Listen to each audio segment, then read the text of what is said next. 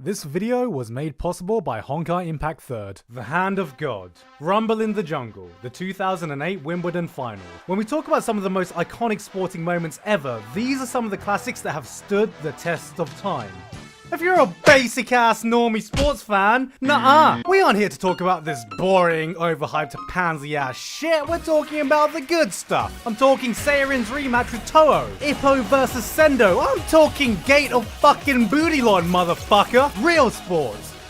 Anime sports. Sports anime used to be the underachieving child of the medium, sitting in this weird limbo grey area where it didn't fully appeal to either of the target demographics it was meant to. Weebs wouldn't want to watch it because it was about jock-ridden bro sports, and sports fans wouldn't want to watch it because it was about this weird-ass Chinese weeb shit. Luckily, in recent times, the reputation of watching sports anime has become more widely accepted, with a handful of recent titles even becoming breakout hits. So today, I wanted to show my appreciation for sports anime by talking about all the weird and wonderful things about them, because I like sports anime. I've always loved sports anime. I mean, it's just really an excuse to show tournament arc after tournament arc after tournament arc after. Why would I not love a genre that is made up of 90% tournament arc? See, one of the appeals of sports anime is that you're taking something based on reality but transporting it to the anime world with anime rules, and nowhere is this more apparent than with superpowers. By superpowers, I don't mean athletes flying about Dragon Ball Z style fighting over some sports ball of some kind, because that would be fucking stupid and ridiculously over the top, and that's why it only happens occasionally. No, what I'm talking about is how anime can take the simplest move and turn it into a goddamn superpower. Specialized techniques, different formations, personalized skills. If there's one rule to adhere to, it's that every move needs a name no matter how big or impressive, or no one will give a shit. Something like this may look impressive to a football fan, but if you know nothing about football, how are you supposed to know how amazing this is if it's not called something like Shoot Down Ignite Rocket Go!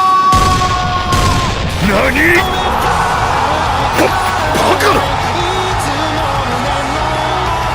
And because it's based on reality, you can literally bullshit any skill into an epic superpower. Like, imagine how stupid Akashi's Emperor Eye would look in real life. I mean, it's people just literally kneeling down to the most basic of crossovers you can do. What is this shit? Even I can do this. Alright, I can do this.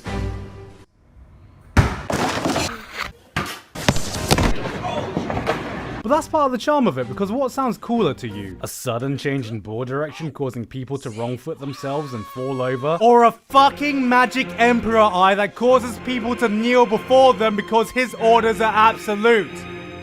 This is still a show about basketball, by the way. And this becomes truly apparent when you learn about some kind of specialized technique from an anime, then you see the real life counterpart and you realize it really wasn't as cool as the anime made it out to be. Let's take one of the most iconic moves in all of sports anime. The Dempsey Roll. That's right, Ippo's ultimate finisher. Nobody stands a chance once it gets going because you're about to be hit by multiple 10-ton punches from each direction. There is no move cooler than this. They maneuver around the center of the ring. Now watch. There's that big left. And Willard. Wait. That's it? What do you mean this is the Dempsey Roll? Where's the steam? Where's the fucking jet engines? He didn't even shout out the bloody move name. This isn't realistic at all. Next you'll be telling me that strapping metallic mechanized arms and boxes would be a slight health and safety issue. But aside from giving super mega awesome move names for the most mundane of actions, how else can we portray the power of a move so the audience can fully comprehend what the players are feeling like in the moment? Well, we get to the visual metaphors. Move names are one thing, but if you truly want the audience to grasp what it's like to be a player on the field, it's all about the visual metaphors. Some may be simple, like Haikyuu using the crow imagery when someone jumps, Ping Pong the animation proving that you can win if you have the power of gods and anime by your side with a dash of LSD, and then you have iShield 21 giving a different over-the-top visual cue for every bloody move for every bloody person. This guy isn't just running fast, he's running faster than the speed of light, which shouldn't be possible according to Einstein. But Einstein can go fuck himself. And I get it, sometimes we need an artistic rendition to properly portray and exaggerate a move or action so the audience can anchor it to a feeling. Like, we all know the teleports behind you meme that we see all over anime, but what no one seems to mention is that by far the worst offender of doing this unironically is every fucking ball in the history of anime sports. Nothing personal, kid. All of this, however, is completely irrelevant next to the magnum opus of any technique in sports anime, the Tezuka zone from Prince of Tennis. You see, by alternating the spin on a tennis ball, what this does is Tezuka can kind of manipulate the direction the ball comes back in. Sort of makes sense, right? I mean, you can kind of see some real world logic here. So, with this basic principle in mind, what Tezuka can do in a single stroke is the spin he puts on the ball translates this into a gravitational force which starts sucking in planets. Now, this gravitational force becomes so powerful that he can create a black hole which starts sucking in the entire universe, which Tezuka can now use to recreate the Big Bang. And I know what you're thinking. What's this got to do with tennis anymore? Well, if you pay attention, motherfucker, and knew anything about physics, you'd know that this tennis Big Bang released thousands of planet-sized tennis balls which spread all over the entire universe. And that's not all, motherfucker, because this is what killed off the dinosaurs. And that's the Tezuka zone.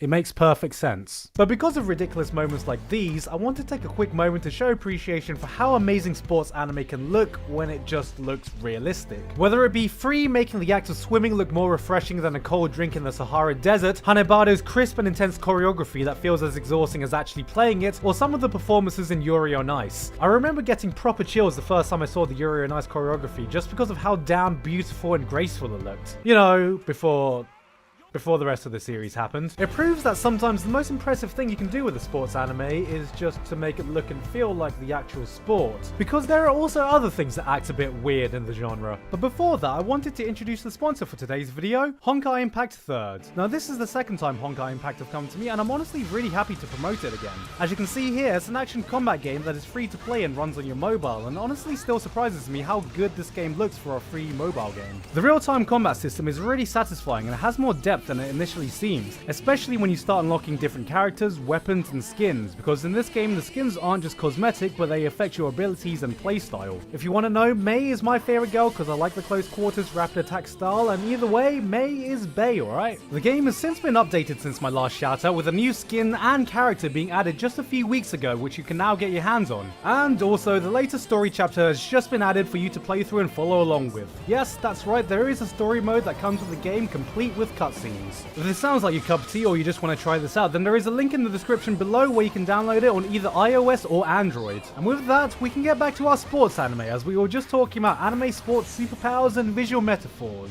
But here's the thing. Everything I've just described can be applied to any real-life activity, whether it technically counts as a sport or not. And because of this, there are a whole myriad of shows that might not technically be a sport, but they certainly feel like a sports anime. They're not sports anime, they're sports anime? What I'm talking about here is the Chihaya Furus, Akagi, Initial D's, and even the Food Wars of the world. Shows which take the traditional sports anime formula and applies it to an activity or a game. The dictionary definition of sport is an activity involving physical exertion and skill in which an individual or team competes against each other or others for entertainment. Which could apply to pretty much anything. Hell, this is anime, so you can take any activity, put it in a competitive environment, add the act of girls orgasming during said activity, and you have yourself a hit show. Shokugeki and Kakiguri have pretty much turned cooking and gambling into an extreme sport at this point, so what else can we do? Extreme ironing, Edward cider hands, loading Pornhub while your phone's at 1% battery? But you know what, I guess by that same definition, doesn't that mean Yu-Gi-Oh! Also counts as a sports anime? Here, you can take this can of worms I just opened. I don't want to deal with this right now. Take it, fucking take it. I don't want it. On a side note about things that are debatably sport or not, I am still waiting for an esports anime.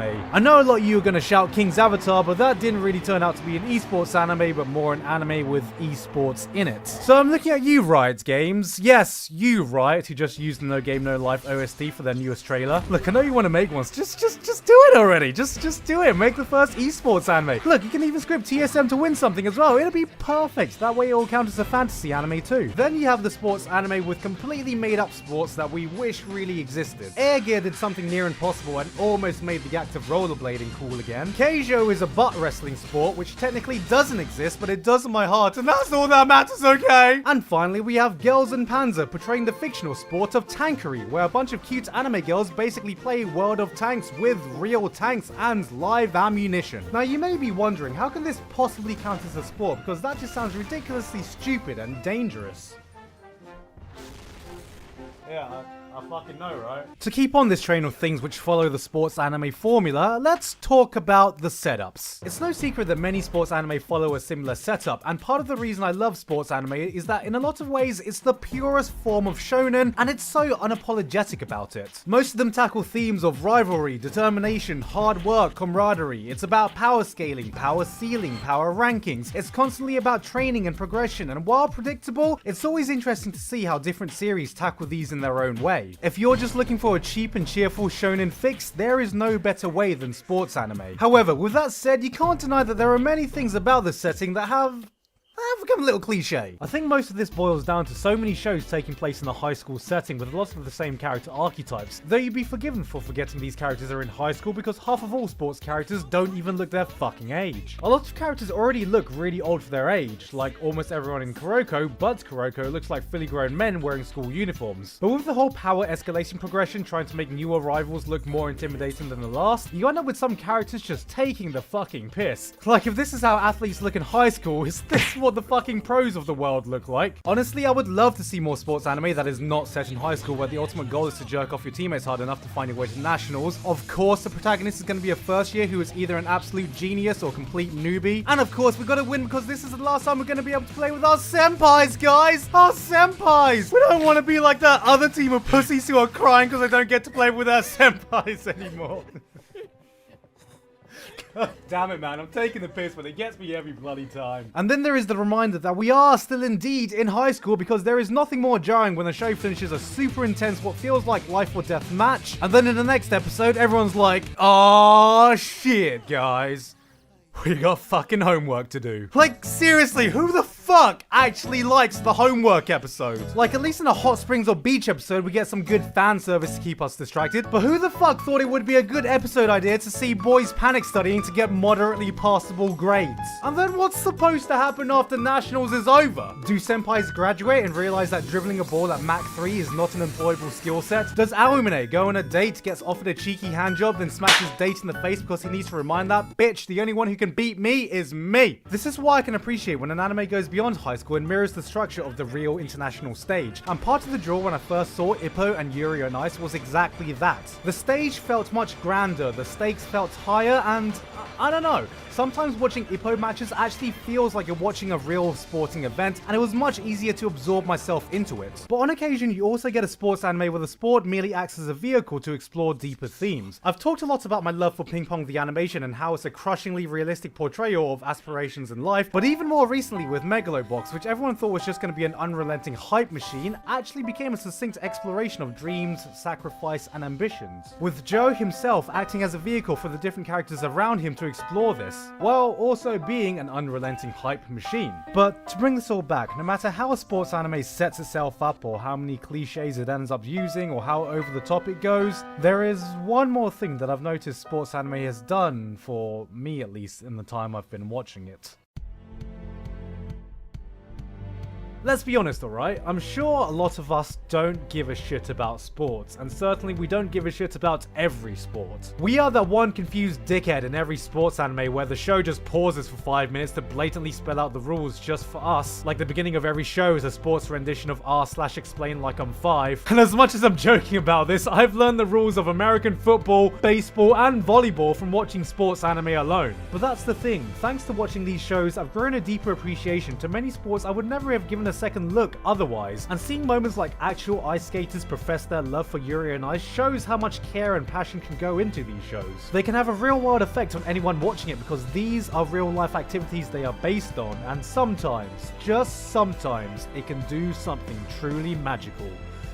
Getting a weeb interested into sports. If you want to know my favorites in the genre, for hype, it's hard to beat the king, Hajime no Ippo. For an unfiltered take on life and ambition, it's Ping Pong the animation. And for most underrated, I've got to go with One Out, a different take on sports anime that focuses on winning using mind games, deception, and trickery, and is basically what would happen if Death Note fucked a baseball show. Because if you haven't figured it out by now, sports anime aren't about the sports. It's about the stories and characters behind them. So whether you want an underdog shonen tale or a crushing reflection of real life ambition, realistic or ridiculous, uplifting or painfully relatable, you'll find it all here. And if you're still one that hasn't dove headfirst into sports anime yet, then you need to change that, because the bottom line is, You don't need to give a shit about sports to give a shit about sports anime.